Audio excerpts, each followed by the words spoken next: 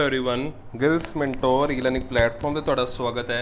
ਅੱਜ ਆਪਾਂ ਤੁਹਾਡੇ ਸਾਹਮਣੇ ਆਪਣਾ ਨਿਊ ਮੌਕ ਟੈਸਟ ਯਾਨੀ ਕਿ 16ਵਾਂ ਮੌਕ ਟੈਸਟ ਆਪਾਂ ਦੇਖ ਰਹੇ ਹਾਂ। ਪਿਛਲੇ 15 ਮੌਕ ਟੈਸਟ ਆਪਾਂ ਆਲਰੇਡੀ ਕਰ ਚੁੱਕੇ ਹਾਂ ਤਾਂ ਆਪਾਂ ਅੱਜ ਆਪਣਾ 16ਵਾਂ ਮੌਕ ਟੈਸਟ ਆਪਾਂ ਸਟਾਰਟ ਕਰਨ ਜਾ ਰਹੇ ਹਾਂ।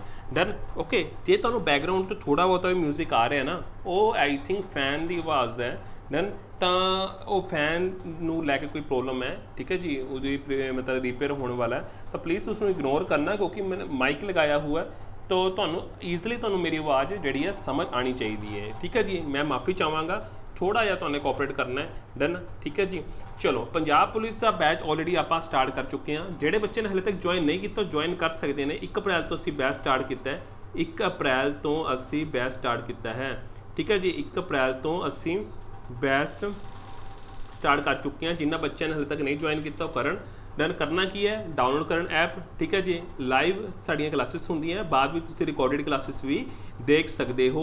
ਰਿਕਾਰਡਡ ਕਲਾਸਿਸ ਵੀ ਦੇਖ ਸਕਦੇ ਹੋ, ਵਿਦ ਤੁਹਾਨੂੰ ਪ੍ਰੋਪਰ ਨੋਟਸ ਮਿਲਣਗੇ। ਤੁਹਾਨੂੰ ਕੋਈ ਵੀ ਬੁੱਕ ਲੈਣ ਦੀ ਲੋੜ ਨਹੀਂ ਪਏਗੀ ਜੇ ਤੁਸੀਂ ਪੰਜਾਬ ਪੁਲਿਸ ਦੀ ਤਿਆਰੀ ਕਰਨਾ ਚਾਹੁੰਦੇ ਹੋ। ਨਹੀਂ ਤਾਂ ਪ੍ਰਾਈਸ ਵੀ ਬਹੁਤ ਘੱਟ ਰੱਖਿਆ। ਇਹਦੀ ਜਿਹੜੀ ਵੈਲਿਡਿਟੀ ਹੈ ਉਹ ਟਿਲ ਐਗਜ਼ਾਮ ਰਹੇਗੀ। ਵੈਲਿਡਿਟੀ ਜਿਹੜੀ ਹੈ ਉਹ ਟਿਲ ਐਗਜ਼ਾਮ ਰਹੇਗੀ, ਤੁਸੀਂ ਧਿਆਨ ਵਿੱਚ ਰੱਖ ਸਕਦੇ ਹੋ। ਠੀਕ ਹੈ ਜੀ, ਟਿਲ ਐਗਜ਼ਾਮ ਰਹੇਗੀ, ਤੁਸੀਂ ਧਿਆਨ 'ਚ ਰੱਖਣਾ ਹੈ। ਅੱਜ ਆਪਾਂ ਆਪਣਾ ਮੌਕ ਟੈਸਟ 16ਵਾਂ ਦੇਖ ਰਹੇ ਹਾਂ ਤੇ ਇਹ ਜਾਣ ਕੇ ਤੁਹਾਨੂੰ ਬੜੀ ਖੁਸ਼ੀ ਹੋਏਗੀ ਕਿ ਬੱਚੇ ਜਿਹੜੇ ਆ ਉਹ ਰਿਸਪੌਂਸੀਬਲ ਹੈ ਹੀ ਨਹੀਂ ਹੈ। ਡਨ ਮੈਂ ਤੁਹਾਨੂੰ ਸਾਫ਼ ਜੀ ਗੱਲ ਦੱਸਾਂ ਕਿ ਬੱਚਿਆਂ ਨੂੰ ਕਿਹਾ ਸੀ ਕਿ ਆਨਸਰ ਜਿਹੜਾ ਇੱਕ ਹੋਮਵਰਕ, ਇੱਕ ਕੁਐਸਚਨ ਦਾ ਹੋਮਵਰਕ, ਉਹ ਵੀ ਤੁਸੀਂ ਨਹੀਂ ਕਰਨਾ ਚਾਹੁੰਦੇ। ਉਹ ਫਿਰ ਤੁਹਾਡੇ ਉੱਪਰ ਹੈ। ਤੁਸੀਂ ਚਾਹੁੰਦੇ ਹੋ ਬਸ ਟੀਚਰ ਬੋਲੀ ਜਾਵੇ, ਆਨਸਰ ਦੇਈ ਜਾਵੇ, ਬੋਲੀ ਜਾਵੇ, ਦੇਈ ਜਾਵੇ, ਮੈਨੂੰ ਬਸ ਮੈਂ ਦੇਖ ਕੇ ਮੈਂ ਆਪਣਾ ਮੇਰੀ ਪ੍ਰੈਕਟਿਸ ਹੋ ਜਾਏਗੀ। ਐਵੇਂ ਕੋਈ ਪ੍ਰੈਕਟਿਸ ਨਹੀਂ ਹੁੰਦੀ। ਡਨ ਇਹ ਧੋਖਾ ਬੜਾ ਵੱਡਾ ਕਿ ਤੁਸੀਂ ਕਹੋ ਕਿ ਮੈंने ਸੈਸ਼ਨ ਲਗਾ ਲਿਆ ਮੇਰੀ ਪ੍ਰੈਕਟਿਸ ਹੋ ਗਈ। ਐਸਾ ਕੁਝ ਨਹੀਂ ਹੁੰਦਾ। ਜਦ ਤੱਕ ਤੁਹਾਡਾ ਦਿਮਾਗ ਨਹੀਂ ਚੱਲੇਗਾ, ਜਦ ਤੱਕ ਕੁਐਸਚਨਸ ਨੂੰ ਲੈ ਕੇ ਆਨਸਰ ਪੁੱਟ ਨਹੀਂ ਕਰੋਗੇ, ਕਮੈਂਟ ਸੈਕਸ਼ਨ 'ਚ ਨਹੀਂ ਲਿਖੋਗੇ ਜਾਂ ਆਪਣੀ ਕਾਪੀ ਪੈਨ 'ਤੇ ਨਹੀਂ ਲਿਖੋਗੇ ਤਾਂ ਕਿਵੇਂ ਪਤਾ ਲੱਗੇਗਾ। ਡਨ ਮਗਰ ਮੈਂ ਤਾਂ ਨਹੀਂ ਪਿੱਛੇ ਹਟਣ ਲੱਗਾ, ਮੈਂ ਤਾਂ ਤੁਹਾਨੂੰ ਹੋਮਵਰਕ ਦੇਵਾਂਗਾ ਹੀ ਦੇਵਾਂਗਾ। ਤਾਂ ਆਈ ਥਿੰਕ ਸੋ ਤੁਹਾਨੂੰ ਕੰਗ੍ਰੈਚੁਲੇਸ਼ਨ ਕਿ ਤੁਸੀਂ ਮਤਲਬ ਇੰਨੇ ਸਮਝਦਾਰ ਹੋ ਕਿ ਤੁਸੀਂ ਵਾਕਈ ਮੈਰਿਟ 'ਚ ਆਉਣ ਜਾ ਰਹੇ ਹੋ। ਡਨ ਤੁਸੀਂ ਚਾਹੁੰਦੇ ਹੋ ਕਿ ਅਸੀਂ ਇਹ ਮੈਂ ਕੁਐਸਚਨ ਕੀਤਾ ਹੋਇਆ, ਮੈਂ ਇਸਦਾ ਆਨਸਰ ਨਹੀਂ ਦੇਵਾਂਗਾ। ਡਨ ਇਹਦਾ ਮੈਂ ਇੱਕ ਸਟੂਡੈਂਟ ਦੀ ਗੱਲ ਸੁਣ ਰਿਹਾ ਸੀ। ਉਹ ਸਟੂਡੈਂਟ ਕਹਿ ਰਹੇ ਸੀ ਕਿ ਸਰ ਮੈंने ਤਾਂ ਇਹ ਕੁਐਸਚਨ ਕੀਤਾ ਹੋਇਆ, ਇਸਦਾ ਮੈਨੂੰ ਆਨਸਰ ਦੇਣ ਦੀ ਲੋੜ ਨਹੀਂ ਹੈ। ਠੀਕ ਹੈ ਜੀ, ਫਿਰ ਤੁਸੀਂ ਇਸ ਤਰੀਕੇ ਨਾਲ ਕਰਿਓ ਕਿ ਐਗਜ਼ਾਮ 'ਚ ਜਾਓਗੇ ਨਾ ਜਦੋਂ, ਤਾਂ ਉਦੋਂ ਤੁਸੀਂ ਕਹਿਣਾ ਸਰ ਮੈਂ ਇਹਦਾ ਕੁਐਸਚਨ ਦਾ ਆਨਸਰ ਇਸ ਕਰਕੇ ਨਹੀਂ ਕੀਤਾ ਕਿਉਂਕਿ ਮੈਨੂੰ ਪਤਾ ਸੀ ਤਾਂ ਮੈਨੂੰ ਲੋੜ ਨਹੀਂ ਪਈ ਇਹ ਕਰਨ ਦੀ। ਡਨ ਓਕੇ, ਮੈਂ ਤਾਂ ਐਵੇਂ ਹੀ ਆ ਗਿਆ। ਡਨ ਇਸ ਤਰ੍ਹਾਂ ਦੀ ਕੋਸ਼ਿਸ਼ ਕਰਨਾ ਕਿ ਤੁਹਾਨੂੰ ਪਤਾ ਲੱਗ ਜਾਏਗਾ ਤੁਹਾਡਾ ਨਾਮ ਮੈਰਿਟ ਲਿਸਟ 'ਚ ਆਏਗਾ ਜਾਂ ਨਹੀਂ ਆਏਗਾ, ਹੈ ਨਾ। ਇੱਕ ਟੀਚਰ ਜਿਹੜਾ ਉਹ ਮਿਹਨਤ ਕਰਦਾ ਹੈ, ਇੱਕ ਟੀਚਰ ਤੁਹਾਡੇ ਲਈ ਅੱਛੇ ਕੁਐਸਚਨਸ ਲੈ ਕੇ ਆਉਂਦਾ ਹੈ, ਉਹਨੂੰ ਐਕਸਪਲੇਨ ਕਰਨ ਦੀ ਕੋਸ਼ਿਸ਼ ਕਰਦਾ ਹੈ। ਜੇ ਤੁਸੀਂ ਰਿਸਪੌਂਸੀਬਲ ਨਹੀਂ ਬਣਨਾ ਚਾਹੁੰਦੇ ਫਿਰ ਉਹ ਤੁਹਾਡੇ ਉੱਪਰ ਹੈ, ਮਗਰ ਸਾਡੇ ਵੱਲੋਂ ਅਸੀਂ ਡਿਸਕੰਟੀਨਿਊ ਤਾਂ ਨਹੀਂ ਕਰਨ ਵਾਲੇ, ਹੈ ਨਾ। ਕਿਉਂਕਿ ਜੇ ਇਸ ਸੈਸ਼ਨ ਵਿੱਚ ਕੋਈ ਇੱਕ ਬੱਚਾ ਵੀ ਸੀਰੀਅਸਲੀ ਰਹਿੰਦਾ ਹੈ ਨਾ, ਭਾਵੇਂ ਉਹ ਨਹੀਂ ਲਿਖਦਾ ਕਰਦਾ ਕੁਛ ਨਹੀਂ ਕਰਦਾ, ਮਗਰ ਜੇ ਕੁਛ ਪੁਆਇੰਟ ਵੀ ਸਾਡੇ ਸੀਰੀਅਸਲੀ ਫੜ ਲੈਂਦਾ ਤੇ ਉਹ ਆਪਣੀ ਲਾਈਫ 'ਚ ਕਾਮਯਾਬ ਹੋ ਜਾਂਦਾ, ਸਾਨੂੰ ਉਨਾ ਹੀ ਬਹੁਤ ਹੈ। ਡਨ ਸੋ ਜ਼ਿਆਦਾ ਟਾਈਮ ਨਹੀਂ ਵੇਸਟ ਕਰਨਾ ਇਸ ਚੀਜ਼ਾਂ ਉੱਪਰ ਕਿਉਂਕਿ ਮੈਨੂੰ ਪਤਾ ਲੱਗ ਚੁੱਕਾ ਕਿ ਤੁਸੀਂ ਇੰਨੇ ਰਿਸਪੌਂਸੀਬਲ ਹੈ ਨਹੀਂ ਹੋ। ਡਨ ਜਿਹੜੇ ਬੱਚੇ ਹੈਗੇ ਨੇ ਉਹ ਈਜ਼ਲੀ ਤਿਆਰੀ ਕਰ ਰਹੇ ਨੇ ਤੇ ਆਪਣਾ ਮੈਰਿਟ ਲਿਸਟ ਆ ਰਹੇ ਨੇ। ਡਨ ਪੋਸਟਾਂ ਕੋਈ ਗੌਰਮੈਂਟ ਤੁਸੀਂ ਦੇਖੋਗੇ ਜਿਹੜੀ ਪਾਪੂਲੇਸ਼ਨ ਆਪਣੀ ਯੰਗ ਪਾਪੂਲੇਸ਼ਨ ਆ ਬਹੁਤ ਜ਼ਿਆਦਾ ਹੁੰਦੀ ਜਾ ਰਹੀ ਹੈ ਤੇ ਗੌਰਮੈਂਟ ਜੌਬਸ ਘਟਦੀਆਂ ਜਾ ਰਹੀਆਂ। ਤੁਹਾਨੂੰ ਪਤਾ ਹੈ ਸੈਂਟਰਲ ਗੌਰਮੈਂਟ ਨੇ ਜ਼ਿਆਦਾਤਰ ਆਪਣਾ ਜਿਹੜਾ ਐਸੈਟ ਹੈ, ਡਨ ਜਿਹੜਾ ਵੀ ਐਸੈਟ ਆ ਉਸਨੂੰ ਸੇਲ ਕਰ ਰਹੀ ਹੈ। ਤਾਂ ਤੁਹਾਨੂੰ ਪਤਾ ਇਸ ਚੀਜ਼ ਦਾ, ਜੇ ਤੁਹਾਨੂੰ ਨਹੀਂ ਪਤਾ ਜਾ ਕੇ ਦੇਖੋ, ਜਾ ਕੇ ਡਨ ਨਿਊਜ਼ ਪੜ੍ਹਿਆ ਕਰੋ। ਡਨ ਉਹ ਪ੍ਰਾਈਵੇਟਾਈਜੇਸ਼ਨ ਵਾਲਾ ਹੈ ਤਾਂ ਗੌਰਮੈਂਟ ਜਿੰਨੀਆਂ ਜੌਬਸ ਹੈ, ਜਿੰਨਾ ਸਮਾਂ ਹੈਗਾ ਤੁਹਾਡੇ ਕੋਲ, ਇਹ ਓਪਰਚੁਨਿਟੀ ਹੈ ਤੁਹਾਡੇ ਕੋਲ। ਡਨ ਇਹ ਤੁਹਾਡੇ ਕੋਲ ਓਪਰਚੁਨਿਟੀ ਹੈ ਕਿ ਤੁਸੀਂ ਟਾਈਮਲੀ ਮਤਲਬ ਇਸ ਵਿੱਚ ਸਿਲੈਕਸ਼ਨ ਪਾ ਲਓ। ਕੱਲ੍ਹ ਦਾ ਕੁਛ ਨਹੀਂ ਭਰੋਸਾ, ਪਰਸੋਂ ਦਾ ਕੁਛ ਨਹੀਂ ਭਰੋਸਾ ਕਿ ਗੌਰਮੈਂਟ ਕਿਹੜੀ ਪੋਲਿਸੀ ਲਿਆਵੇ ਜਿਸ ਵਿੱਚ ਗੌਰਮੈਂਟ ਜੌਬਸ ਹੀ ਬਹੁਤ ਘੱਟ ਨਿਕਲ। ਈਵਨ ਕਿ ਹੁਣ ਤਾਂ ਹੋ ਹੀ ਰਿਹਾ, ਬਹੁਤ ਘੱਟ ਜੌਬਸ ਨਿਕਲ ਰਹੀਆਂ। ਜੇ ਤੁਸੀਂ ਸਹੀ ਤਰੀਕੇ ਨਾਲ ਤਿਆਰੀ ਨਹੀਂ ਕਰੋਗੇ, ਦੇਖੋ ਕੰਪੀਟੀਸ਼ਨ ਕੁਛ ਵੀ ਨਹੀਂ ਹੁੰਦਾ। ਕੰਪੀਟੀਸ਼ਨ ਤੁਹਾਡਾ ਖੁਦ ਨਾਲ ਮਤਲਬ ਇੱਕ ਤਰੀਕੇ ਨਾਲ ਮੰਨਿਆ ਜਾਂਦਾ ਹੈ। ਕਾਹਦਾ ਕੰਪੀਟੀਸ਼ਨ ਹੋਏਗਾ ਮੈਨੂੰ ਦੱਸੋ ਤੁਸੀਂ। ਹੁਣ ਨੈਬ ਦੀ ਸਾਲ ਦਾ 40,000 ਬੱਚਾ ਹੈ, ਕਿੰਨਾ ਕੁ ਕੰਪੀਟੀਸ਼ਨ ਹੋ ਜਾਏਗਾ। ਸੀਰੀਅਸਲੀ ਪੜ੍ਹਨ ਵਾਲਾ ਬੱਚਾ ਸਿਰਫ 5,000 ਹੋਏਗਾ। ਇਹ ਵੀ ਤੁਹਾਨੂੰ ਮੇਰੇ ਤੋਂ ਲਿਖ ਕੇ ਲੈ ਲਓ। 5,000 ਚੋਂ ਵੀ ਅੱਧਾ ਜਿਹੜਾ ਬੱਚਾ ਹੋਏਗਾ ਉਹ ਕਿਹੜਾ ਬੱਚਾ ਹੈ, ਜਿਹੜਾ ਬੱਚਾ ਹਾਈਅਰ ਐਗਜ਼ਾਮ ਦੀ ਤਿਆਰੀ ਕਰ ਰਿਹਾ। 5,000 ਬੱਚਾ ਵੀ ਨਹੀਂ ਹੋਣਾ ਜਿਹੜਾ ਸੀਰੀਅਸਲੀ ਤਿਆਰੀ ਕਰ ਰਿਹਾ। ਠੀਕ ਹੈ ਜੀ, ਇਸ ਵਿੱਚ ਧਿਆਨ 'ਚ ਰੱਖਣਾ ਹੈ। ਸੋ ਸਟਾਰਟ ਕਰਦੇ ਹਾਂ ਆਪਾਂ। ਠੀਕ ਹੈ ਜੀ, ਆਪਾਂ ਸਭ ਤੋਂ ਪਹਿਲੇ ਦੇਖੋ ਐਕਸਾਈਜ਼ ਦਾ 176 ਪੋਸਟਾਂ ਦਾ ਆਲਰੇਡੀ ਇਹਦਾ ਵੀ ਨੋਟੀਫਿਕੇਸ਼ਨ ਆਊਟ ਹੋਣ ਵਾਲਾ ਹੈ। ਦੈਨ ਓਕੇ, ਇਸ 'ਚ 107 ਜਿਹੜੀਆਂ ਵੈਕੈਂਸੀਜ਼ ਆ ਕੋਆਪਰੇਟਿਵ ਇੰਸਪੈਕਟਰ ਦੀਆਂ, ਸੌਰੀ ਮਾਫ ਕਰਨਾ, ਕੋਆਪਰੇਟਿਵ ਇੰਸਪੈਕਟਰ ਕਹਿ ਗਿਆ, ਐਕਸਾਈਜ਼ ਇੰਸਪੈਕਟਰ ਦੀਆਂ। ਇਸ ਦੀ ਵੈਲਿਡਿਟੀ 1 ਈਅਰ ਹੈ। 100 फ्री टेस्ट सीरीज है प्रोवाइडेड है, लाइव क्लासेस हैं, टॉपिक वाइज पीडीएफ्स हैं, 1999 का ये बैच है। ठीक है जी, तुसी लै सकते हो। उस तो इलावा कोऑपरेटिव बैंक क्लर्क दी 738 पोस्टिस हैं। ठीक है जी। कोऑपरेटिव बैंक ਦੀਆਂ 738 ਪੋਸਟਸ हैं, ਉਹ ਵੀ ਤੁਸੀਂ ਲੈ ਸਕਦੇ ਹੋ। ਜੇ ਤੁਸੀਂ ਮਤਲਬ ਇਹ ਬੈਚ ਅਸੀਂ ਆਲਰੇਡੀ ਲਾਂਚ ਕਰ ਚੁੱਕੇ ਹਾਂ, ਇਹ ਵੀ ਤੁਹਾਨੂੰ 1999 ਦਾ ਐਪ ਤੇ ਮਿਲੇਗਾ। ਗਿਲਸ ਮੈਂਟੋਰ ਐਪ ਆ ਸਾਡੀ, ਉਸ ਤੇ ਜਾ ਕੇ ਤੁਸੀਂ ਲੈ ਸਕਦੇ ਹੋ। Done okay. ਚਲੋ ਉਸ ਤੋਂ ਇਲਾਵਾ ਅੱਗੇ ਜਿਹੜੇ ਬੱਚੇ MCQ ਪ੍ਰੈਕਟਿਸ ਕਰਨਾ ਚਾਹੁੰਦੇ ਨੇ, ਡਨ ਨੈਬ ਤਹਿਸੀਲਦਾਰ ਲਈ ਤੇ ਕੋਆਪਰੇਟਿਵ ਇੰਸਪੈਕਟਰ ਲਈ, ਤਾਂ ਉਹ ਸਾਡਾ GK ਮਾਹ ਪੈਕ ਲੈ ਸਕਦੇ ਨੇ। 300 ਰੁਪਏ ਦਾ ਅਵੇਲੇਬਲ ਹੈ, ਤੁਸੀਂ ਐਪ ਤੇ ਜਾ ਕੇ ਲੈ ਸਕਦੇ ਹੋ। Done okay. ਐਪ ਤੇ ਜਾ ਕੇ ਤੁਸੀਂ ਈਜ਼ਲੀ ਇਹਨੂੰ ਲੈ ਸਕਦੇ ਹੋ। Done okay. PPSC PSSB SSC NTPC ਜਿਹੜੇ ਵੀ ਐਗਜ਼ਾਮਸ ਨੇ ਉਹਨਾਂ ਲਈ ਅੱਛੇ ਤਰੀਕੇ ਨਾਲ ਅਸੀਂ ਟੌਪਿਕ ਵਾਈਜ਼ ਤਿਆਰੀ ਕਰਾਈ ਹੈ, ਜਾ ਕੇ ਲੈ ਸਕਦੇ ਹੋ। ਚਲੋ ਪਹਿਲਾ ਕੁਐਸਚਨ ਬਹੁਤ ਧਿਆਨ ਨਾਲ ਪੜ੍ਹਨਾ ਹੈ। ਹੁਣ ਪਹਿਲੀ ਗੱਲ ਚੱਲ ਰਹੀ ਹੈ ਆਰਟੀਕਲ 19 ਦੀ, ਧਿਆਨ ਨਾਲ ਸਮਝ ਗਏ ਆਪਾਂ। ਫੰਡਾਮੈਂਟਲ ਰਾਈਟ ਆ ਗਿਆ ਸਾਹਮਣੇ, ਅੱਖਾਂ ਸਾਹਮਣੇ ਆ ਜਾਣਾ ਚਾਹੀਦਾ ਨੂੰ। ਡਨ ਉਸ ਵਿੱਚ ਆਪਾਂ ਆਰਟੀਕਲ 19 ਬਾਰੇ ਕੁਝ ਸਟੇਟਮੈਂਟਸ ਦਿੱਤੀਆਂ, ਉਹਨਾਂ ਚੋਂ ਕਰੈਕਟ ਸਟੇਟਮੈਂਟ ਦੱਸਣੀ ਹੈ। Done okay. ਪਹਿਲਾ ਕਹਿੰਦੇ ਜੋ ਆਰਟੀਕਲ 19 ਵਿੱਚ ਜੋ ਰਾਈਟਸ ਅਵੇਲੇਬਲ ਹੈ, ਉਸ ਵਿੱਚ ਕੀ ਹੈ ਕਿ ਇਹ ਰਾਈਟਸ ਸਾਡੇ ਸਿਟੀਜ਼ਨਸ ਨੂੰ ਤੇ ਜਿਹੜੇ ਕੰਪਨੀ ਦੇ ਸ਼ੇਅਰ ਹੋਲਡਰ ਹੈ ਉਹਨਾਂ ਨੂੰ ਅਵੇਲੇਬਲ ਹੈ। ਕਿਆ ਵਾਕਈ ਸਟੇਟਮੈਂਟ ਠੀਕ ਹੈ? ਉਸ ਤੋਂ ਇਲਾਵਾ ਕਹਿੰਦੇ ਜਿਹੜੀ ਰਾਈਟ ਟੂ ਪ੍ਰਾਈਵੇਸੀ ਹੈ ਤੇ ਰਾਈਟ ਟੂ ਇਨਫੋਰਮੇਸ਼ਨ ਹੈ, क्या ये दोनों ਜਿਹੜੇ ਰਾਈਟਸ ਨੇ ਇਹ ਵੀ ਆਰਟੀਕਲ 90 ਦੇ ਅੰਦਰ ਤੇ ਸਾਨੂੰ ਦੇਖਣ ਨੂੰ ਮਿਲਦੇ ਆ ਜਾਂ ਨਹੀਂ ਦੇਖਣ ਨੂੰ ਮਿਲਦੇ, ਇਹ ਤੁਸੀਂ ਮੈਨੂੰ ਦੱਸਣਾ। ਉਸ ਤੋਂ ਇਲਾਵਾ ਸਟੇਟ ਚਾਵੇ ਤੁਹਾਡੇ ਇਹਨਾਂ ਰਾਈਟਸ ਉੱਪਰ ਰੀਜ਼ਨੇਬਲ ਰਿਸਟ੍ਰਿਕਸ਼ਨਸ ਯਾਨੀ ਕਿ ਰੁਕਾਵਟਾਂ ਜਿਹੜੀਆਂ ਲਗਾਈਆਂ ਜਾ ਸਕਦੀਆਂ। ਦੈਨ ਕਿਸ ਬਿਹਾਵ ਤੇ? ਪਬਲਿਕ ਆਰਡਰ ਦੇ ਬਿਹਾਵ ਤੇ ਜਾਂ ਮੋਰੈਲਿਟੀ ਦੇ ਬਿਹਾਵ ਤੇ ਜਿਹੜੀ ਸਟੇਟ ਹੈ, ਗਵਰਨਮੈਂਟ ਜਿਹੜੀ ਹੈ, ਉਹ ਤੁਹਾਡੇ ਇਹਨਾਂ ਰਾਈਟਸ ਦੇ ਉੱਪਰ ਰੁਕਾਵਟ ਲਗਾ ਸਕਦੀ ਹੈ। ਦੈਨ ਕਿਆ ਸਟੇਟਮੈਂਟ ਠੀਕ ਹੈ? ਉਸ ਤੋਂ ਇਲਾਵਾ ਇਸ ਵਿੱਚ ਰਾਈਟ ਟੂ ਮੂਵਮੈਂਟ ਦਾ ਜਿਹੜਾ ਅਧਿਕਾਰ ਹੈ, has well as out of the country, ਆਪਣੇ ਕੰਟਰੀ ਵਿੱਚ ਵੀ ਤੇ ਕੰਟਰੀ ਤੋਂ ਬਾਹਰ ਵੀ, ਇਸ ਤਰ੍ਹਾਂ ਦਾ ਰਾਈਟ ਜਿਹੜਾ ਆਰਟੀਕਲ 19 ਪ੍ਰੋਵਾਈਡ ਕਰਦਾ ਹੈ। ਕਿ ਵਾਕਈ ਇਹ ਸਟੇਟਮੈਂਟ ਠੀਕ ਹੈ? ਤੁਸੀਂ ਮੈਨੂੰ ਦੱਸਣਾ ਹੈ। ਕਰੈਕਟ ਆਪਸ਼ਨ ਦੱਸਣੀ ਹੈ ਫਸਟ ਸੈਕਿੰਡ ਥਰਡ ਫੋਰਥ। ਦੇਖੋ ਇਹਦੇ ਵਿੱਚ ਸਿੰਪਲ ਜੀ ਗੱਲ ਹੈ, ਇਹ ਆਪਸ਼ਨ ਆ ਜਾਏਗਾ। Done okay. ਇਹ ਆਪਸ਼ਨ ਆ ਜਾਏਗਾ, ਸਿੰਪਲ ਹੀ ਗੱਲ ਹੈ। ਪਹਿਲਾ ਆਪਸ਼ਨ ਬਿਲਕੁਲ ਠੀਕ ਹੈ ਕਿ ਸਿਟੀਜ਼ਨਸ ਨੂੰ ਪ੍ਰੋਵਾਈਡ ਆਰਟੀਕਲ 90 ਦੇ ਅਧੀਨ ਤੇ share holders of the company ਜਿਹੜੇ ਹੁੰਦੇ ਨੇ, ਹਨਾ। ਤੇ ਮਤਲਬ ਇਸ ਵਿੱਚ ਤਾਂ ਉਹਨਾਂ ਨੇ ਥੋੜਾ ਉਹਨਾਂ ਨੂੰ ਐਕਸਟ੍ਰੀਮ ਕਰਤਾ, ਮਗਰ ਇਹਦੇ ਵਿੱਚ ਨਾਰਮਲ ਜਨਰਲਾਈਜ਼ਿੰਗ ਮਤਲਬ ਰਾਈਟ ਹੈ ਕਿ ਸਾਰੇ ਸਿਟੀਜ਼ਨਸ ਨੂੰ ਪ੍ਰੋਵਾਈਡ ਹੈ, ਭਾਵੇਂ ਉਹ ਕੋਈ ਸ਼ੇਅਰ ਹੋਲਡਰ ਦਾ ਕੰਪਨੀ ਦੇ ਸ਼ੇਅਰ ਹੋਲਡਰ ਹੋਣ, ਭਾਵੇਂ ਕੋਈ ਸਿਟੀਜ਼ਨ ਹੋਵੇ, ਦੋਨਾਂ ਨੂੰ ਉਹਨਾਂ ਨੇ ਇਕੁਅਲ ਰੱਖ ਕੇ ਦੱਸਦਾ ਕਿ ਆਰਟੀਕਲ 90 ਵਿੱਚ ਜਿਹੜੇ ਰਾਈਟਸ ਅਵੇਲੇਬਲ ਨੇ ਉਹ ਸਾਰਿਆਂ ਨੂੰ ਅਵੇਲੇਬਲ ਨੇ। ਦੂਜੀ ਗੱਲ, ਜਿਹੜਾ ਰਾਈਟ ਟੂ ਪ੍ਰਾਈਵੇਸੀ ਹੈ, ਠੀਕ ਹੈ, ਰਾਈਟ ਟੂ ਪ੍ਰਾਈਵੇਸੀ ਦਾ ਅਧਿਕਾਰ ਹੈ ਕਿ ਆਪਣੀਆਂ ਮਤਲਬ ਆਪਣੇ ਆਪ ਨੂੰ ਐਕਸਪੋਜ਼ ਨਾ ਕਰਨ ਦਾ ਜਿਹੜਾ ਅਧਿਕਾਰ ਹੈ, ਕਿ ਤੁਹਾਡੇ ਤੋਂ ਤੁਹਾਡਾ ਜਿਹੜਾ ਪ੍ਰਾਈਵੇਸੀ ਦਾ ਜਿਹੜਾ ਅਧਿਕਾਰ ਹੈ, ਤੁਹਾਡੀ ਪਰਸਨਲ ਚੀਜ਼ਾਂ ਦਾ ਜਿਹੜਾ ਅਧਿਕਾਰ ਹੈ ਕਿ ਤੁਸੀਂ ਮਤਲਬ ਤੁਹਾਨੂੰ ਕੋਈ ਫੋਰਸ ਨਹੀਂ ਕਰ ਸਕਦਾ ਤੁਸੀਂ ਸ਼ੇਅਰ ਕਰੋ, ਹੈ ਨਾ। ਇਹ ਜਿਹੜਾ ਅਧਿਕਾਰ ਹੈ ਤੇ ਜਿਹੜਾ ਰਾਈਟ ਟੂ ਇਨਫੋਰਮੇਸ਼ਨ ਦਾ ਅਧਿਕਾਰ ਹੈ ਨਾ, ਇਹ ਕਿਸ ਦੇ ਅੰਡਰ ਹੈ? ਇਹ ਆਰਟੀਕਲ 21 ਦੇ ਅੰਡਰ ਦਿੱਤਾ ਹੋਇਆ ਹੈ, ਠੀਕ ਹੈ। 21 ਦੇ ਅੰਡਰ ਇਹ ਤੁਹਾਨੂੰ ਰਾਈਟ ਮਿਲਿਆ ਹੋਇਆ, ਨਾ ਕਿ ਆਰਟੀਕਲ 19। ਸੋ ਸੈਕਿੰਡ ਆਪਸ਼ਨ ਗਲਤ ਹੋ ਜਾਂਦਾ। ਦੈਨ ਮੇਰੀਆਂ ਦੋ ਆਪਸ਼ਨਾਂ ਪਹਿਲੀ ਗਲਤ ਹੋ ਜਾਣਗੀਆਂ ਜੇ ਮੈਨੂੰ ਸੈਕਿੰਡ ਪਤਾ ਹੈ। Done okay. ਤਾਂ ਮੇਰੇ ਕੋਲ ਹੁਣ ਬਚ ਗਈਆਂ ਦੋ ਆਪਸ਼ਨਸ। Done okay. ਮੈਂ ਪਹਿਲੇ ਆਨਸਰ ਦੱਸ ਚੁੱਕਾ, ਮੈਂ ਤੁਹਾਨੂੰ ਦੱਸ ਰਿਹਾ ਕਿ ਕਿਸ ਤਰੀਕੇ ਨਾਲ ਤੁਹਾਨੂੰ ਆਪਸ਼ਨਸ ਨੂੰ ਕਰੈਕਟ ਕਰਨਾ ਹੈ, ਠੀਕ ਹੈ ਜੀ। ਚਲੋ ਉਸ ਤੋਂ ਇਲਾਵਾ ਦੇਖੋ, ਸਟੇਟ ਗਵਰਨਮੈਂਟ ਕਹਿੰਦੇ ਰੀਜ਼ਨੇਬਲ ਰਿਸਟ੍ਰਿਕਸ਼ਨਸ ਲਗਾ ਸਕਦੀ ਹੈ। ਦੈਨ ਕਿਸ ਆਧਾਰ ਤੇ? ਪਬਲਿਕ ਆਰਡਰ ਦੇ ਆਧਾਰ ਤੇ ਮੋਰੈਲਿਟੀ ਦੇ ਆਧਾਰ ਤੇ। ਕਿਆ ਵਾਕਈ ਇਹ ਸਟੇਟਮੈਂਟ ਠੀਕ ਹੈ? ਤੁਸੀਂ ਮੈਨੂੰ ਦੱਸਣਾ ਹੈ, ਠੀਕ ਹੈ। ਦੇਖੋ ਉਹਨਾਂ ਨੇ ਪਹਿਲੀ ਲਾਈਨ ਬਿਲਕੁਲ ਸਹੀ ਕੀ ਹੈ ਕਿ ਹਾਂ ਰੁਕਾਵਟਾਂ ਦਾ ਲਗਾ ਸਕਦੀ ਹੈ, ਕਿਉਂਕਿ ਸਾਨੂੰ ਹਰੇਕ ਫੰਡਾਮੈਂਟਲ ਰਾਈਟਸ ਵਿੱਚ ਜੇ ਆਪਾਂ ਨੇ ਸਹੀ ਤਰੀਕੇ ਨਾਲ ਪੜ੍ਹਿਆ ਤਾਂ ਉਸ ਵਿੱਚ ਰੁਕਾਵਟਾਂ ਬਾਰੇ ਗੱਲਾਂ ਕੀਤੀਆਂ, ਮਗਰ ਕਿਹੜੇ ਗਰਾਊਂਡਸ ਹੋਣਗੇ ਉਹ ਪਬਲਿਕ ਆਰਡਰ ਤੇ ਮੋਰੈਲਿਟੀ ਬਾਰੇ ਨਹੀਂ ਗੱਲ ਕੀਤੀ। ਉਸ ਵਿੱਚ ਉਹਨਾਂ ਨੇ ਕਿਹਾ ਕਿ ਸੋਵਰਨਿਟੀ ਬਾਰੇ, ਠੀਕ ਹੈ ਜੀ, ਓਕੇ, ਤੇ ਇੰਟੀਗ੍ਰਿਟੀ ਬਾਰੇ। ਇਸ ਗਰਾਊਂਡ ਦੇ ਆਧਾਰ ਤੇ ਤੁਹਾਡੇ ਆਰਟੀਕਲ 90 ਦੇ ਉੱਪਰ ਕੀ ਲਗਾਈ ਜਾ ਸਕਦੀ? ਰੁਕਾਵਟ ਲਗਾਈ ਜਾ ਸਕਦੀ ਹੈ, ਨਾ ਕਿ ਮਤਲਬ ਜੇ ਆਪਾਂ ਗੱਲ ਕਰੀਏ ਕੱਲਾ ਪਬਲਿਕ ਆਰਡਰ ਤੇ ਮੋਰੈਲਿਟੀ ਹੋਏਗਾ, sovereignty, integrity and public order. Then ਇਸ ਆਧਾਰ ਤੇ ਜੇ ਆਪਾਂ ਗੱਲ ਕਰੀਏ ਤੁਹਾਡੇ ਆਰਟੀਕਲ 19 ਦੇ ਉੱਪਰ ਰੁਕਾਵਟਾਂ ਜਿਹੜੀਆਂ ਉਹਦੇ ਵਿੱਚ ਜਿਹੜੇ ਰਾਈਟਸ ਦਿੱਤੇ ਨੇ ਉਸ ਦੇ ਉੱਪਰ ਰੁਕਾਵਟਾਂ ਜਿਹੜੀਆਂ ਲਗਾਈਆਂ ਜਾ ਸਕਦੀਆਂ। ਚੌਥੀ ਗੱਲ, ਠੀਕ ਹੈ, right to move out of the country, right to move out of the country, ਇਹ ਆਰਟੀਕਲ 90 ਵਿੱਚ ਇਹ ਗੱਲ ਨਹੀਂ ਕਰਦਾ। ਆਰਟੀਕਲ 19 ਇਸ ਦੇ ਬਾਰੇ ਗੱਲ ਨਹੀਂ ਕਰਦਾ, ਇਹ ਗੱਲ ਕਰਦਾ ਹੈ ਆਰਟੀਕਲ 21, ਠੀਕ ਹੈ ਜੀ। ਆਰਟੀਕਲ 21 ਵਿੱਚ ਕਿਹਾ ਗਿਆ ਹੈ ਕਿ ਇਸ ਤਰ੍ਹਾਂ ਦਾ ਰਾਈਟ ਹੈ ਕਿ ਤੁਸੀਂ ਦੇਸ਼ ਤੋਂ ਬਾਹਰ ਵੀ ਜਾ ਸਕਦੇ ਹੋ, ਤੁਹਾਨੂੰ ਕੋਈ ਰੋਕ ਨਹੀਂ ਸਕਦਾ। Done okay. ਜੇ ਤੁਹਾਨੂੰ ਕੋਈ ਐਸਾ ਕੋਈ ਜੁਰਮ ਵਗੈਰਾ ਨਹੀਂ ਕੀਤਾ, ਜੇ ਤੁਹਾਡੇ ਕੋਈ ਐਸਾ ਤੁਹਾਡੇ ਉੱਪਰ ਈਡੀ ਦਾ ਚਾਰਜ ਨਹੀਂ ਹੈ ਤਾਂ ਤੁਸੀਂ ਈਜ਼ੀਲੀ ਜਿਹੜਾ ਕਰ ਸਕਦੇ ਹੋ। ਹੁਣ ਤੁਸੀਂ ਮੈਨੂੰ ਦੱਸ ਸਕਦੇ ਹੋ ਕਿ ਆਰਟੀਕਲ 90 ਦੇ ਅੰਦਰ ਸਾਨੂੰ 6 ਅਧਿਕਾਰ ਮਿਲੇ ਹੋਏ ਨੇ। ਕਿਹੜੇ ਅਧਿਕਾਰ ਮਿਲੇ ਹੋਏ ਨੇ? ਕਮੈਂਟ ਸੈਕਸ਼ਨ 'ਚ ਜਲਦੀ ਦੱਸੋ ਮੈਨੂੰ ਕਿਹੜੇ ਅਧਿਕਾਰ ਜਿਹੜੇ ਨੇ ਉਹ ਮਿਲੇ ਹੋਏ ਨੇ। ਦੇਖੋ ਪਹਿਲਾ ਹੈਗਾ speech the, freedom of speech the. Done. ਦੂਜਾ ਹੈਗਾ ਕਿ ਤੁਸੀਂ ਮਤਲਬ ਕੀ ਕਰ ਸਕਦੇ ਹੋ? ਅਸੈਂਬਲ ਹੋ ਸਕਦੇ ਹੋ ਪੀਸਫੁਲੀ, ਠੀਕ ਹੈ, ਅਸੈਂਬਲ ਹੋ ਸਕਦੇ ਹੋ, ठीक है जी। ओके, पीसफुली विदाउट आर्म्स, ਤੁਹਾਨੂੰ ਪਤਾ ਹੀ ਇਸ ਚੀਜ਼ ਦਾ। ਉਸ ਤੋਂ ਇਲਾਵਾ ਜੇ ਆਪਾਂ ਦੇਖੀਏ ਆਪਣੇ ਯੂਨੀਅਨ ਬਣਾ ਸਕਦੇ ਹੋ, ਤੀਜਾ ਅਧਿਕਾਰ ਇਹ ਹੋ ਗਿਆ, ਠੀਕ ਹੈ, ਐਸੋਸੀਏਸ਼ਨ ਯੂਨੀਅਨ ਬਣਾ ਸਕਦੇ ਹੋ। ਚੌਥੀ ਗੱਲ, ਤੁਸੀਂ ਦੇਸ਼ ਵਿੱਚ ਆਪਣੇ ਭਾਰਤ ਵਿੱਚ ਕਿੱਥੇ ਵੀ ਸੈਟਲ ਹੋ ਸਕਦੇ ਹੋ, ਹੈ ਨਾ, ਗੋਆ ਚਲੇ ਜਾਓ, ਜਿੱਥੇ ਮਰਜ਼ੀ ਸੈਟਲ ਹੋ ਜਾਓ, ਡਨ। ਓਕੇ, ਤੇ ਉਸ ਤੋਂ ਇਲਾਵਾ ਜੇ ਆਪਾਂ ਦੇਖੀਏ ਤੁਸੀਂ ਕਿਸੇ ਵੀ ਥਾਂ ਤੇ ਜਾ ਸਕਦੇ ਹੋ, ਠੀਕ ਹੈ। ਉਸ ਤੋਂ ਇਲਾਵਾ ਤੁਸੀਂ ਆਈ ਥਿੰਕ ਫੋਰਥ ਜਿਹੜਾ ਰਾਈਟ ਹੋਏਗਾ ਉਹ ਸੈਟਲ ਵਾਲਾ ਨਹੀਂ ਹੋਏਗਾ, ਉਹ ਇਹ ਹੋਏਗਾ ਕਿ ਤੁਸੀਂ ਇੰਡੀਆ ਦੇ ਕਿੱਥੇ ਵੀ ਜਾ ਕੇ ਘੁੰਮ ਸਕਦੇ ਹੋ, ਮੂਵ ਆਊਟ ਹੋ ਸਕਦੇ ਹੋ, ਹੈ, ਕਿੱਥੇ ਵੀ ਜਾ ਕੇ ਫਰੀਲੀ ਘੁੰਮ ਸਕਦੇ ਹੋ। ਉਸ ਤੋਂ ਇਲਾਵਾ ਪੰਜਵਾਂ ਰਾਈਟ ਜਿਹੜਾ ਹੋਏਗਾ ਉਹ ਸੈਟਲ ਹੋਣ ਦਾ ਹੋਏਗਾ, ਤੁਸੀਂ ਕਿੱਥੇ ਵੀ ਜਾ ਕੇ ਸੈਟਲ ਹੋ ਸਕਦੇ ਹੋ। ਛੇਵਾਂ ਜਿਹੜਾ ਰਾਈਟ ਹੋਏਗਾ, ਤੁਸੀਂ ਕੋਈ ਵੀ ਪ੍ਰੋਫੈਸ਼ਨ ਚੁਣ ਸਕਦੇ ਹੋ, ਤੁਸੀਂ ਕੋਈ ਵੀ ਪ੍ਰੋਫੈਸ਼ਨ ਚੁਣ ਸਕਦੇ ਹੋ, ਡਨ। ਤੁਹਾਡੇ ਉੱਪਰ ਕੋਈ ਫੋਰਸ ਨਹੀਂ ਹੈ, ਸਮਝ ਰਹੇ ਹੋ।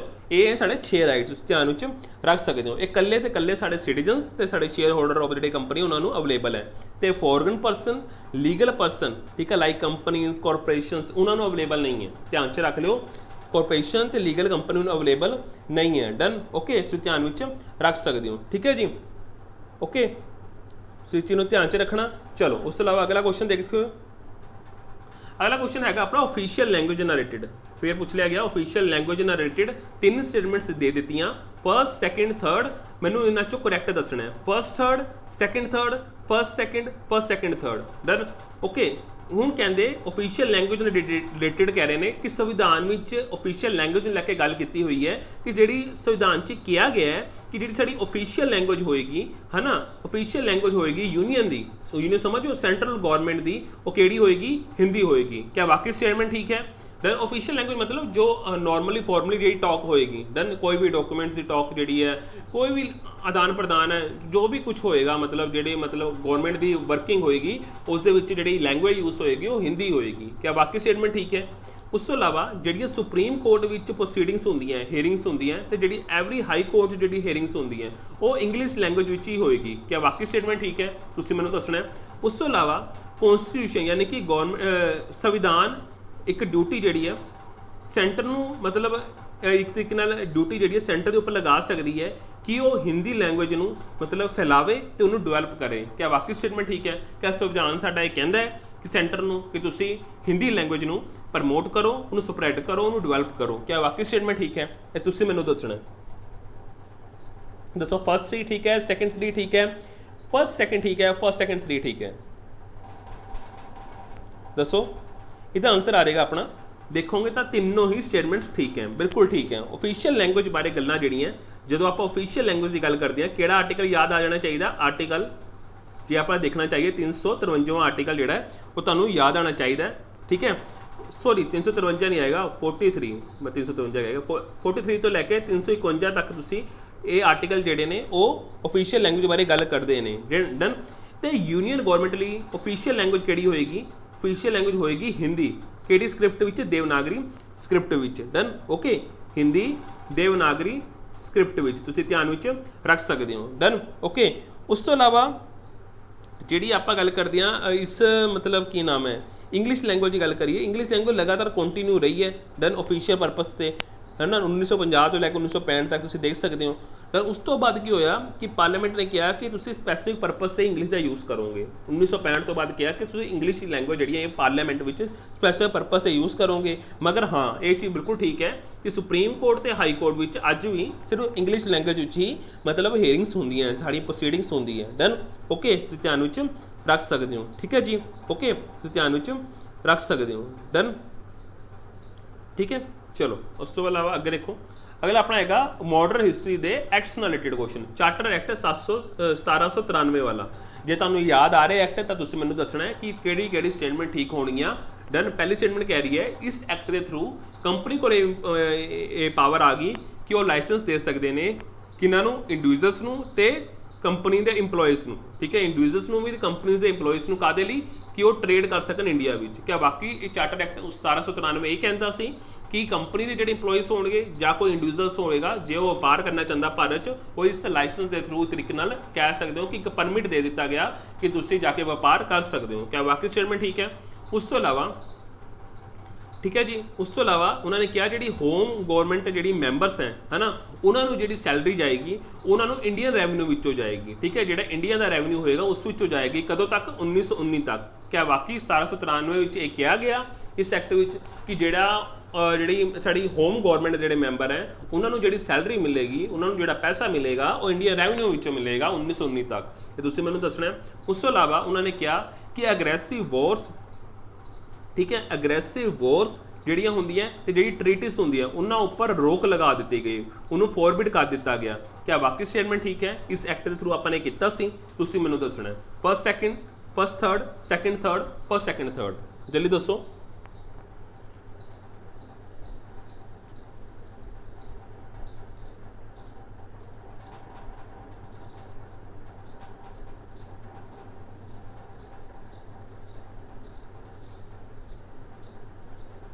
ਇਹਦਾ आंसर आ जाएगा अपना, दसो ਇਹਦਾ आंसर आ जाएगा अपना ए ऑप्शन। ठीक है, पहली दो स्टेटमेंट ठीक है, तीसरी स्टेटमेंट बिल्कुल गलत है। दैन ओके, ਇਹ ਐਕਟ ਵਿੱਚ ਇੱਕ ਤਰੀਕੇ ਨਾਲ ਕੰਪਨੀ ਦੀ ਜਿਹੜੀ ਕਮਰਸ਼ੀਅਲ ਪ੍ਰਿਵਿਲੇਜ ਸੀ ਹੈ ਨਾ, ਕਮਰਸ਼ੀਅਲ ਜਿਹੜੀ ਉਹਨਾਂ ਦੀਆਂ ਰਾਈਟ ਸੀ ਹਨ, ਇੱਕ ਤਰੀਕੇ ਨਾਲ ਕਹਿ ਲਓ ਕਿ ਉਹਨਾਂ ਨੂੰ ਜਿਹੜੀ ਐਸ਼ ਮਿਲ ਰਹੀ ਸੀ ਉਹ ਅਗਲੇ 20 ਸਾਲ ਤੱਕ ਐਕਸਟੈਂਡ ਕਰ ਦਿੱਤੀ ਗਈ ਸੀ, ਤੁਸੀਂ ਧਿਆਨ ਵਿੱਚ ਰੱਖ ਸਕਦੇ ਹੋ। ਉਸ ਤੋਂ ਇਲਾਵਾ ਤੇ ਇਹ ਵੀ ਕਿਹਾ ਗਿਆ ਸੀ ਕਿ ਜਿਹੜਾ ਇੰਡੀਅਨ ਰੈਵਨਿਊ ਵਿੱਚੋਂ 5 ਲੱਖ ਰੁਪਇਆ 5 ਲੱਖ ਪਾਉਂਡ ਹੈ ਨਾ ਉਹ ਬ੍ਰਿਟਿਸ਼ ਸਰਕਾਰ ਨੂੰ ਜਾਏਗਾ, ਤੁਸੀਂ ਧਿਆਨ ਵਿੱਚ ਰੱਖ ਸਕਦੇ, ਇਹ ਕੰਪਨੀ ਪੇ ਕਰੇਗੀ। ਦੈਨ ਉਸ ਤੋਂ ਇਲਾਵਾ ਜੇ ਆਪਾਂ ਦੇਖੀਏ ਹੋਰ ਕਿਹੜੀ ਕਿਹੜੀ ਚੀਜ਼ਾਂ ਸੀ, ਦੈਨ ਕਿ ਜਿਹੜੇ ਸੀਨੀਅਰ ਆਫੀਸ਼ੀਅਲਸ ਹੈ ਕੰਪਨੀ ਦੇ ਹੈ ਨਾ, ਤੇ ਉਹਨਾਂ ਨੂੰ ਕਿਹਾ ਗਿਆ ਕਿ ਮਤਲਬ ਜੇ ਆਪਾਂ ਦੇਖੀਏ ਕਿ ਉਹ ਈਜ਼ਲੀ ਜਿਹੜੇ ਹੈ ਉਹ ਆਊਟ ਆਫ ਇੰਡੀਆ ਨਿਕਲ ਸਕਦੇ ਨੇ, ਜਾ ਸਕਦੇ ਨੇ, ਤੁਸੀਂ ਧਿਆਨ ਵਿੱਚ ਰੱਖ ਸਕਦੇ ਹੋ। ਦੈਨ ਓਕੇ, ठीक है, ਤੁਸੀਂ ਧਿਆਨ ਵਿੱਚ ਰੱਖ ਸਕਦੇ ਹੋ। ਯਾਨੀ ਕਿ ਇਹ ਵੀ ਚੀਜ਼ ਨਿਕਲੀ ਕਿਉਂਕਿ ਪੈਸਾ ਲੈ ਕੇ ਮਤਲਬ ਇਹ ਚੀਜ਼ ਸੀ ਕਿ ਪੈਸਾ ਲੈ ਕੇ ਭਾਰਤ ਤੋਂ ਨਿਕਲ ਜਾਂਦੇ ਸਨ, ਉੱਥੇ ਜਾ ਕੇ ਐਸ਼ ਕਰਦੇ ਸਨ ਉਰੋ ਵਪਾਰ ਕਰਕੇ। ਹੁਣ ਇਹ ਕਿਹਾ ਗਿਆ ਸੀ, ਮੈਂ ਪਹਿਲੇ ਮਾਫੀ ਚਾਹਾਂਗਾ ਕਿ ਜਿਹੜੇ ਸੀਨੀਅਰ ਅਫੀਸ਼ੀਅਲਸ ਹੈ ਬਿਨਾਂ ਪਰਮਿਸ਼ਨ ਤੋਂ ਨਹੀਂ ਨਿਕਲ ਸਕਦੇ, ਤੁਸੀਂ ਧਿਆਨ ਵਿੱਚ ਰੱਖਣਾ, ਮੈਂ ਉਲਟਾ ਕਹਿ ਗਿਆ ਹੋਵਾਂਗਾ ਪਹਿਲੇ। ਦੈਨ ਓਕੇ, ਤੁਸੀਂ ਧਿਆਨ ਵਿੱਚ ਰੱਖ ਸਕਦੇ ਹੋ। ਠੀਕ ਹੈ ਜੀ, ਓਕੇ। तो ऐसा कुछ भी नहीं होया कि अग्रैसिव वॉर ट्रीटिस ऊपर फॉरबिड लगा दिता हो, ऐसा 1793 एक्ट में ऐसा कुछ भी नहीं किया गया सी। डन ओके, ध्यान में रख सकते हो। चलो अगला क्वेश्चन, अगला आ गया एक ऑर्गेनाइजेशन रिलेटेड स्ट्रैटेजी का पार्ट आ गया, इंटरनेशनल एनर्जी एजेंसी के बारे पूछा गया है। कहते इसमें स्टैबलिश किया गया 1974 ये एक फ्रेमवर्क है, ठीक है, हैज़ आ OECD का। क्या वाकई स्टेटमेंट ठीक है? उस तो इलावा इंडिया इज़ आ 25वां मैंबर बनया सी, ठीक है, 25वां मैंबर बनया सी इसका। क्या वाकई स्टेटमेंट ठीक है? उस तो इलावा इस ऑर्गेनाइजेशन वालों एक रिपोर्ट जारी होंदी है, वर्ल्ड एनर्जी आउटलुक। क्या वाकई ये रिपोर्ट आई जारी करता है? उस तो इलावा हुण तक दे टोटल जो प्रेजेंट मैंबरस ने वो 30 मैंबर ने। क्या वाकई स्टेटमेंट ठीक है? First second third second four first second third four, जल्दी दसो, ज़्यादा टाइम वेस्ट नहीं करना। जब तक मैं क्वेश्चन पढ़ा तो आंसर आ जाना चाहिए, ज़्यादा टाइम लगाओगे तो फिर वेस्ट जाएगा। ये सारे स्टेटमेंट फिक्स हैं, तुम ध्यान च रख सकते हो। ठीक है जी, 1973 1974 में ये सामने निकल के सामने आया सी। ते founding member Australia, Belgium, Canada, Denmark, Germany, Ireland, Italy, Japan बहुत सारे सन है ना, तुम ध्यान में रख सकते हो। अगला क्वेश्चन आ गया हूँ, इस एक स्टेटमेंट देती उन्होंने, एक कंडीशन देती, कहते किहड़े ऐसे कॉन्स्टिट्यूशनल प्रोविजनस हैं, किहड़े कॉन्स्टिट्यूशनल प्रोविजनस हैं जिहड़े 4 दिते ने, इन्हां विचों किहड़े कॉन्स्टिट्यूशनल प्रोविजनस है जिन्हों असी स्पैशल मैजोरिटी द्वारा अमेंड किया जा सकता है, बट उस मैजोरिटी के दौरान स्टेट की कंसेंट की लोड़ नहीं है। स्टेट की ਜਿਹੜੇ अलग-अलग स्टेट्स अपने भारत में उन्होंने कंसेंट की लोड़ नहीं है। किहड़े ऐसे कानून के वक्त बनाने के वक्त या उन्होंने अमेंड करने के वक्त सानू स्पैशल मैजोरिटी की लोड़ तो है, बट कंसेंट जी स्टेट की वो लोड़ नहीं है। जिवें GST विच सानू कंसेंट की लोड़ पई सी स्टेट्स की, मगर ऐसे चारां विचों किहड़े ऐसे प्रोविजन है जिहदे उपर सानू कंसेंट जी स्टेट की लोड़ नहीं है। पहला कह रहे हैं कि जो आप कोई नवा स्टेट बनाने होंगे क्या उस वक्त सानू स्टेट की कंसेंट की लोड़ पैंदी है, तुसीं मैनूं दसना है। उस तो इलावा जे आप देखिए सुप्रीम कोर्ट उपर मोर ज्यूरिडिक्शन की जो गल आवे उदों सानू क्या स्टेट की कंसेंट की लोड़ पेगी। तीजा कहते फंडामेंटल राइट्स नूं बदलण लई उन्होंने अमेंड करन लई क्या सानू स्टेट की कंसेंट की लोड़ पेगी।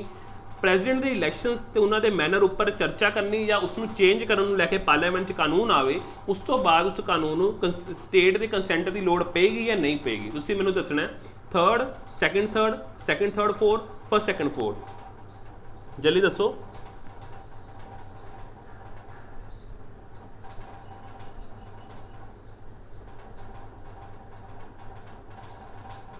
ਇਹਦਾ ਆਨਸਰ ਆ ਜਾਏਗਾ ਆਪਣਾ ए ऑप्शन। ठीक है, कल थर्ड स्टेटमेंट ठीक है।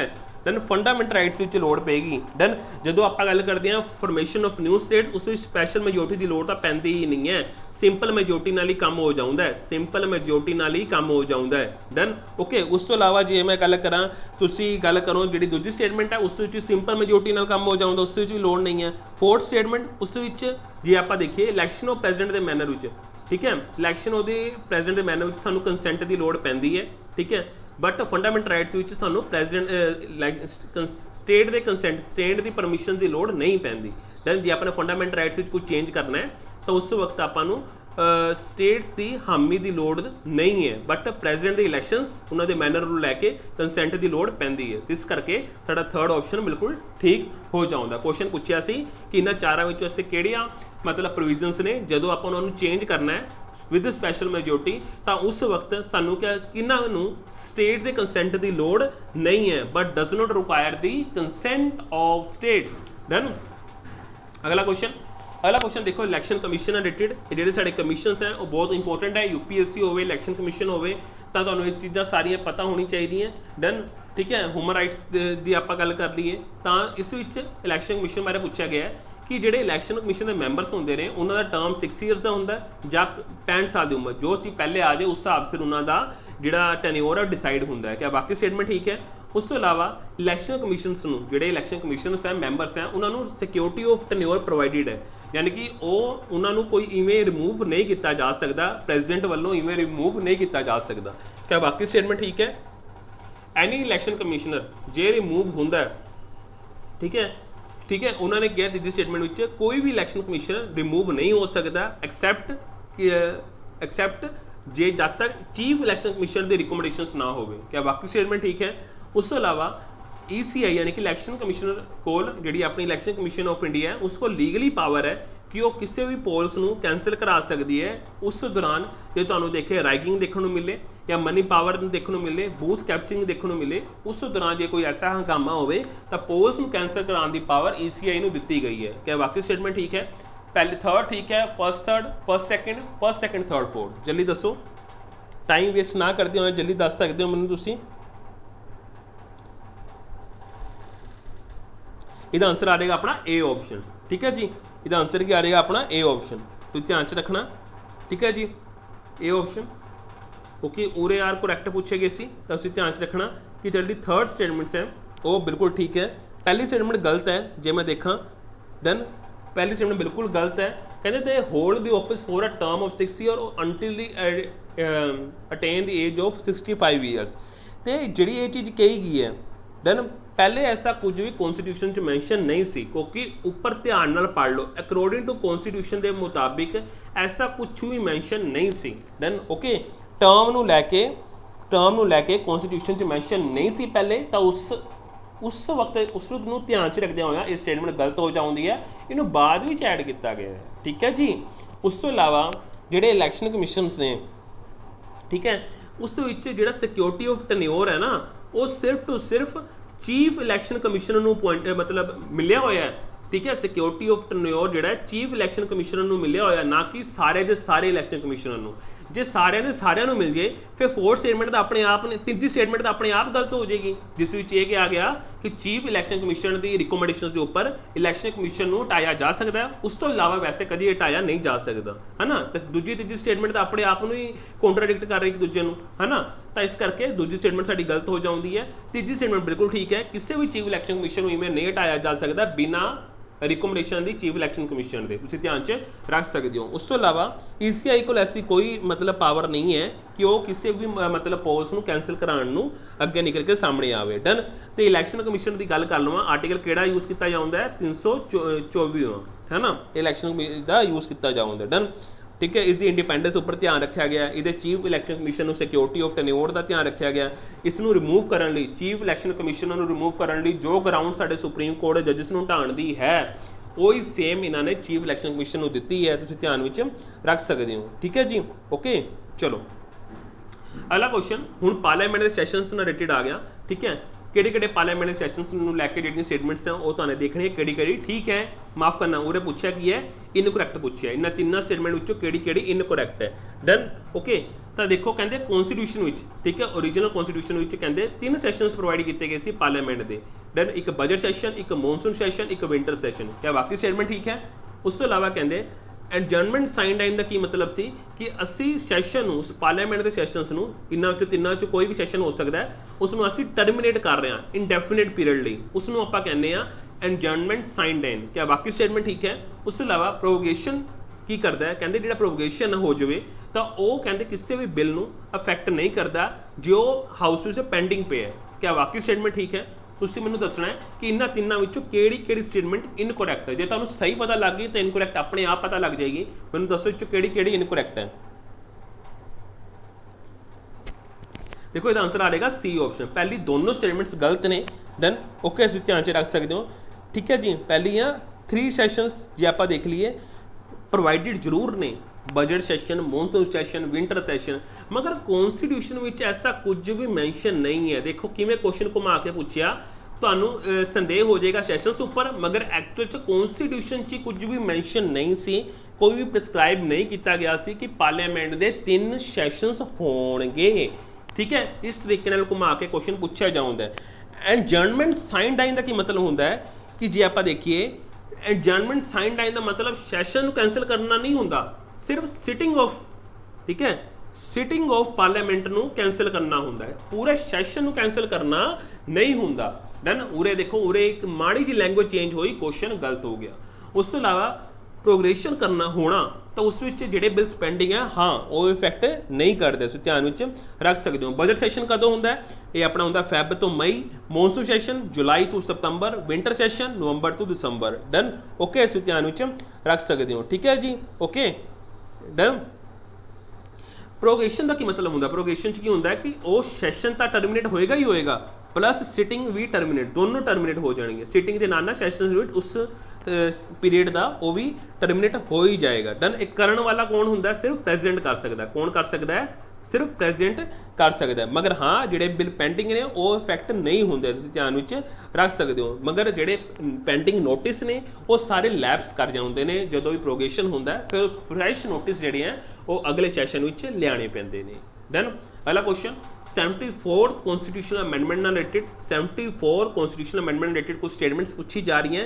उन्होंने पूछा है ਕਿਹੜੀ ऐसी प्रोविजन है जो इसका हिस्सा नहीं है। Note the compulsory provisions under the 74 constitutional amendment. Done. जे तुमने अमेंडमेंट ਨੂੰ ਧਿਆਨ ਨਾਲ ਪੜਿਆ हमेशा आप सिर्फ टैग लाइन पढ़ते हैं कि 73 इहदे लिए है 74 इहदे लिए है, मगर आप कभी भी एक ध्यान नहीं दिता कि आखिर 74 की जी कॉन्स्टिट्यूशनल अमेंडमेंट है कला मतलब जे आप गल करिए म्यूनसिपल कॉरपोरेशन बारे गल्लां नहीं करता, उस तो इलावा भी बहुत सारी प्रोविजनस हैं। तो उन्होंने उरे पूछ लिया जे तुहानू ध्यान नाल पढ़िया 74 कॉन्स्टिट्यूशनल अमेंडमेंट नूं किहड़ा इचों कंपलसरी नहीं है, किहड़ी प्रोविजन उहदे अधीन नहीं है। पहला कहंदे कि 74 कॉन्स्टिट्यूशनल अमेंडमेंट के थ्रू तुसीं 1/3 जिहड़ी रिजर्वेशन है वूमनस नूं देनी ही देनी है।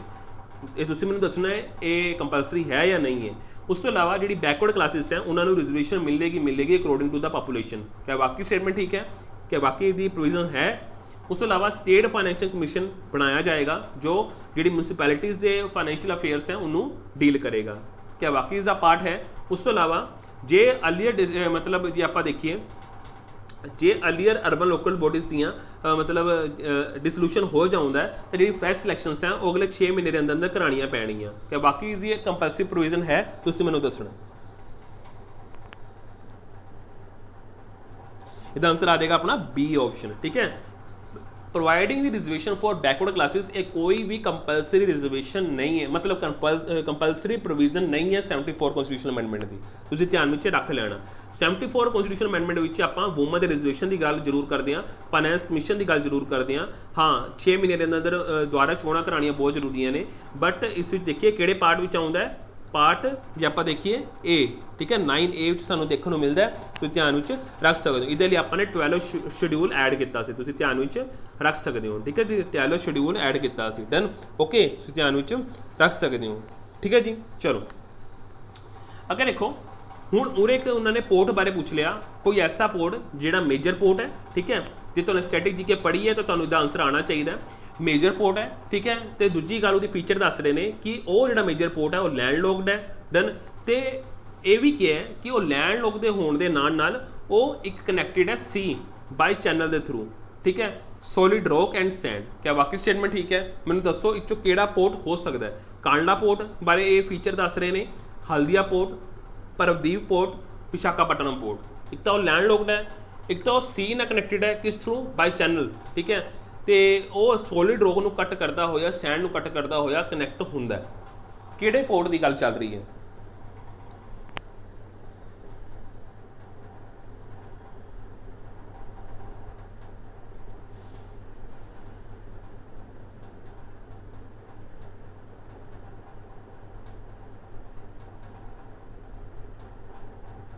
इसका आंसर आ जाएगा विशाखापट्टनम पोर्ट की गल चल रही है। देन ये तुहानूं कित्थे देखने मिलेगा? गल्फ ऑफ कच्छ से देखने मिलेगा। देन गल्फ ऑफ कच्छ से देखने मिलेगा। उस तो इलावा कांडला पोर्ट कित्थे है? दसो मैनू। सॉरी ये मतलब विशाखापट्टनम पोर्ट नहीं, गल्फ ऑफ कच्छ से है। Kandla port gulf of Kutch से है। मैं गलत बोल गया है ना, इस गलत मैं बोल गया। तो ये सानूं कच्छ से देखने मिलेगा। Haldia port I think Kolkata which है, तुहानूं पता ही इस चीज़ का। देन ये तो सारिਆਂ ਨੂੰ पता ही होएगा। पारादीप पोर्ट जिहड़ा है वो सानूं कटक, ठीक है, मां नदी डेल्टा से देखने मिलेगा। डन। उस तो इलावा जे मैं देखा विशाखापट्टनम पोर्ट साडा आंध्र प्रदेश, ठीक है जी। चलो उस तो इलावा कैबिनेट मिशन प्लान बारे मॉडर्न हिस्ट्री का क्वेश्चन आ चुका है। कहते इस मिशन में 3 स्टेटमेंट्स दी हैं, तो इनकरैक्ट दसनी है, ध्यान रखना इनकरैक्ट दसनी है। कहते इस mission rejected the demand of partition in view of the administrative and communication problems.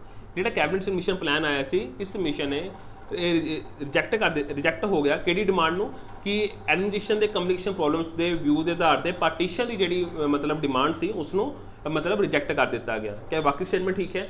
उस तो इलावा जिहड़े कॉम्यूनल क्वेश्चनस हैं इन द सेंट्रल लेजिस्लेचर विच वो कौन डिसाइड करेगा? वो जिहड़ियां कम्युनिटीज़ हैं, जिहड़ी प्रेजेंट जिहड़ी कम्युनिटीज़ हैं वो डिसाइड करनगियां with the present and voting. किस थ्रू? Special majority through. जो भी कॉम्यूनल क्वेश्चनस आएंगे उसनूं डिसाइड करने लई, ठीक है, एक प्रॉपर कम्युनिटीज़ होणगियां जो प्रेजेंट होणगियां ते वोट करनगियां बाय स्पैशल मेजोरिटी। क्या वाकई स्टेटमेंट ठीक है? उस तो इलावा किसी भी प्रोविंसेस या प्रिंसिपल स्टेट्स नूं अलाउ नहीं किया जाएगा कि वो मतलब इस ग्रुप नूं छड्ड के जा सकन आफ्टर जनरल फर्स्ट इलैक्शंस। क्या वाकई स्टेटमेंट ठीक है? इचों इनकरैक्ट दसनी है।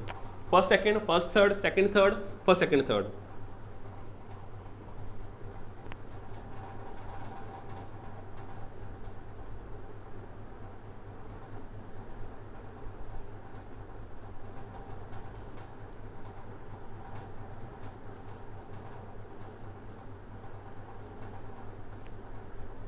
इसका आंसर आ जाएगा सी ऑप्शन, ठीक है जी।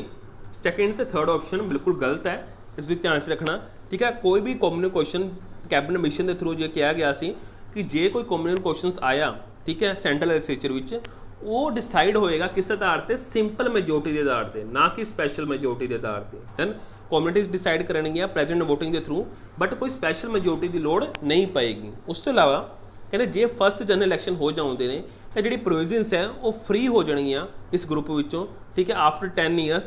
तो ईजली मतलब ये सोच सकणगियां कि असी इस ग्रुप नूं रिकनसीडर करना है या अपन इस यूनीयन कॉन्स्टिट्यूशन का पार्ट बनना है। ये प्रिंसिपल स्टेट्स को पावर दी गई सी कैबिनेट मिशन में।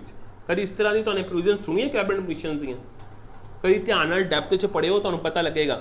डन, ओके, तुसीं ध्यान च रख सकते हो। Done, okay. तो इस कैबिनेट मिशन में रिजैक्शन हो गई सी डिमांड की फुल फ्लैड पाकिस्तान की। डन, ऐसी बिल्कुल उन्होंने रिजैक्शन कर दी सी, तुसीं ध्यान में रख सकते हो, ठीक है जी। ओके, तुसीं ध्यान में रख सकते हो। चलो अगर देखो एक इंडैक्सिस बारे गल चल रही है, कंपोजिट वाटर मैनेजमेंट इंडैक्स। ये कौन रिलीज करता है? NITI Aayog, central water commission, ministry of जल शक्ति social justice empowerment, ministry of water resources river development, Ganga reservation. दसो मैंने।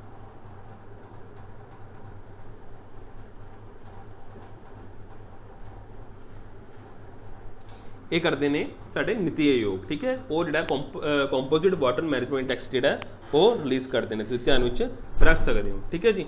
उस तो इलावा अगला क्वेश्चन ये अज के होमवर्क है, वर्ल्ड फूड प्रोग्राम बारे पूछा गया है।